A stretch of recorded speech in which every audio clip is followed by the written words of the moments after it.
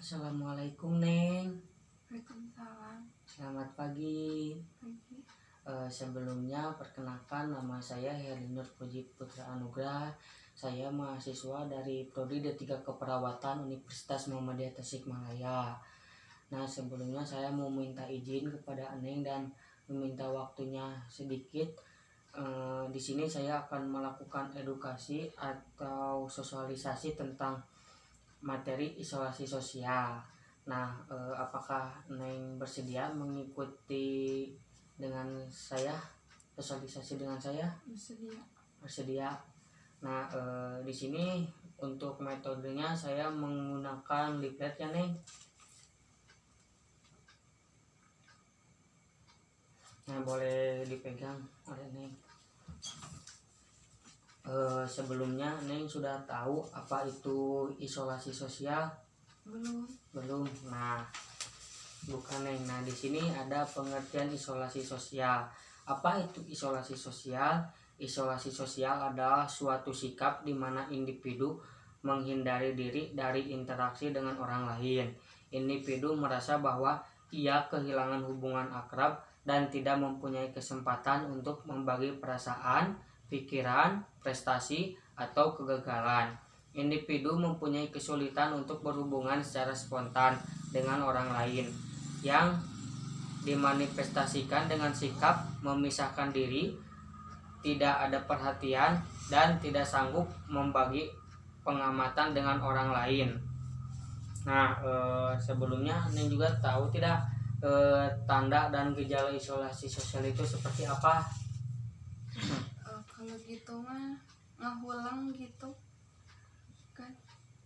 Ya, bisa jadi nih. Nah, di sini juga ada ya Neng, untuk nomor 1 itu apatis, ekspresi sedih. Nah, seperti ini gambarnya ya Neng ya. Ada gambarnya sedih. Yang kedua, menghindari orang lain atau menyendiri. Klien tanpa memisahkan diri dari orang lain, misalnya pada saat makan. Kemudian komunikasi kurang atau tidak ada. Klien tidak tampak bercakap-cakap dengan klien lain, misalnya pada saat makan. Nah, yang ini ada lagi, tidak ada kontak mata. Klien lebih sering menunduk. Terus berdiam diri di kamar atau tempat terpisah. Klien kurang mobilitasnya. Nah, kemudian menolak berhubungan dengan orang lain. Klien memutuskan percakapan atau pergi jika diajak bercakap-cakap. Jadi di sini menghindar ya, tidak mau bercakap-cakap bersama teman-temannya atau sering menyendiri gitulah. Kemudian tidak melakukan kegiatan sehari, artinya perawatan diri dan kegiatan rumah tangga sehari-hari tidak dilakukan. Nah, di sini tidak melakukan kegiatan sehari-hari artinya jadi tidak melakukan apa-apa Neng, cuman diem di kamar, tidur, ngahulang gitu ya Neng ya. Nah, kemudian tidak mampu membuat keputusan dan berkonsentrasi. Nah, mau gimana sih membuat keputusan sedangkan konsentrasi juga tidak ada gitu Neng ya. Nah, sebelumnya Neng tahu tidak keuntungan berhubungan dengan orang lain? Nggak tahu. Nah, di sini yang pertama, menambah banyak teman. Yang kedua, bisa berbagi dengan sesama. Yang ketiga, bisa saling membantu atau menolong. Yang keempat, bisa meluapkan semua kesedihan. Yang terakhir, dihormati dan dihargai oleh orang lain. Nah, itu keuntungan berhubungan dengan orang lain nih.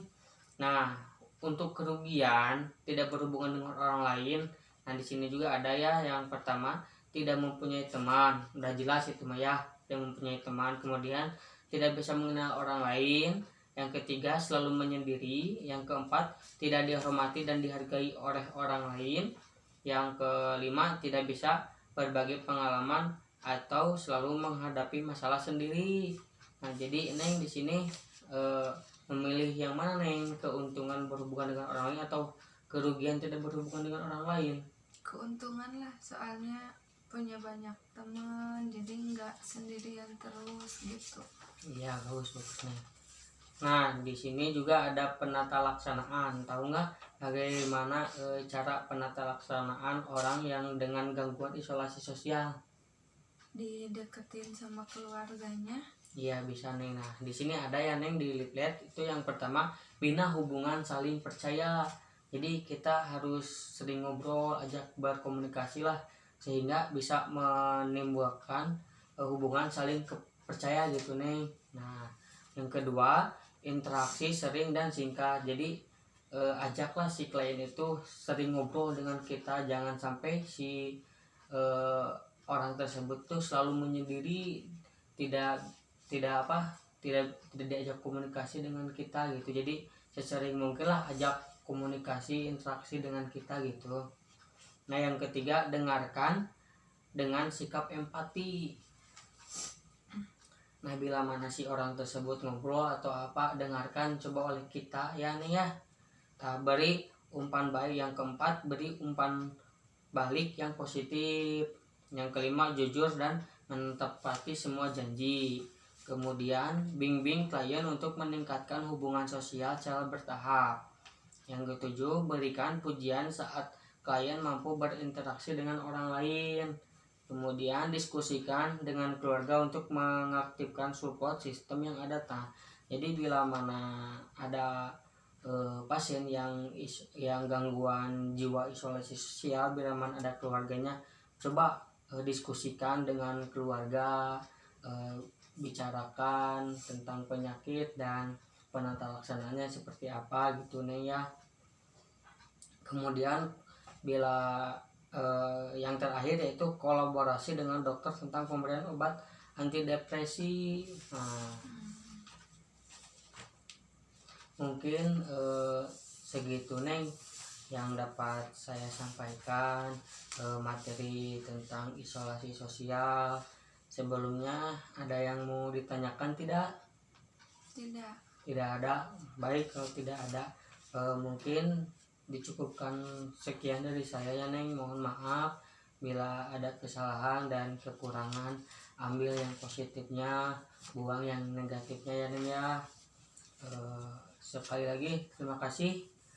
Wabillahi taufiq wal hidayah. Wassalamualaikum warahmatullahi wabarakatuh. Waalaikumsalam warahmatullahi wabarakatuh. Terima kasih Neng.